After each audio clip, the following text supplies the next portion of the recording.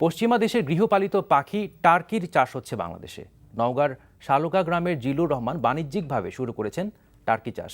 তার সফলতা দেখে অন্যরাও আগ্রহী হয়ে উঠছেন টার্কি চাষে। প্রাণী সম্পদ বিভাগ বলছে, হাঁস ও মুরগির চেয়ে টার্কির মাংসে চর্বি কম আর খেতেও সুস্বাদু এই টার্কি। নওগাঁ থেকে আসাদুর রহমান জয়ের পাঠানো রিপোর্ট।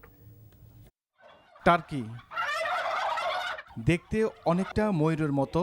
যুক্তরাষ্ট্র, কানাডা, জার্মানি, ফ্রান্স, ইতালি সহ ইউরোপের দেশগুলোয় টার্কির ব্যাপক চাষ হয়।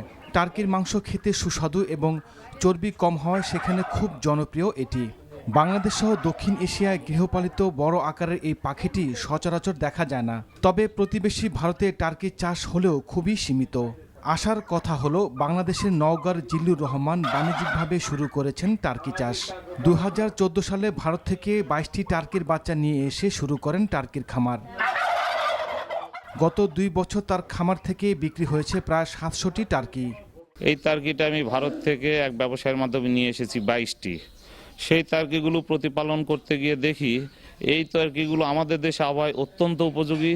টার্কি চাষে একটি বিশেষ দিক হলো, ইনকিউবেটর যন্ত্রের সাহায্যে মাত্র 28 দিনের মধ্যে ডিম থেকে বাচ্চা ফোটানো হয়। 6 মাসের মধ্যে টার্কি আবার ডিম দিতে শুরু করে, আর এই 6 মাসের মধ্যে এর ওজন দাঁড়ায় 8 কেজি পর্যন্ত।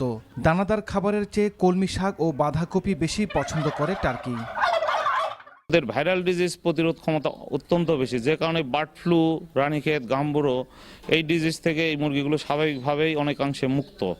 দেশের বিভিন্ন এলাকা থেকে প্রতিদিন নওগাঁর শালুকা গ্রামে আসছে টার্কি চাষে আগ্রহীরা। যদি দেখে শিখতে পারি, শিখা দেখে আমি করবো। প্রাণী সম্পদ কর্মকর্তা বলছেন, মাংসের উৎস হিসাবে টার্কির গুরুত্ব মুরগি, হাঁস বা কোয়েলের চেয়ে কোনো অংশে কম নয়। এর মাংসে চর্বির পরিমাণ কম এবং আমিষের পরিমাণ বেশি। টার্কির উৎপাদন এবং এদের দৈহিক বৃদ্ধি অনেক অনেক ভালো, এবং এদের যে খাবার ব্যবস্থাপনা, সেটা আমাদের দেশীয় যে শাক সবজি এবং ঘাস আছে সেটা দিয়েই এদের খাবার চাহিদা পূরণ হচ্ছে। দেশে এর বাজার সৃষ্টি করতে পারলে পোল্ট্রি শিল্পের সাথে এটিও অর্থনীতিতে ভূমিকা রাখতে পারে বলে মনে করছে প্রাণী সম্পদ বিভাগ। NTV news desk.